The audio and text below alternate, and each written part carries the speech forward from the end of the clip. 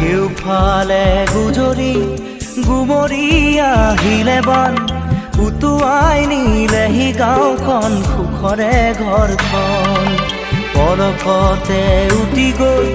গোহালিৰে গৰুহাল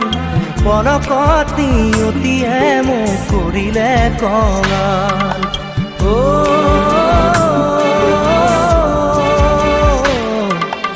উটুৱাই নিলেহি গাঁওখন সুখৰে ঘৰখন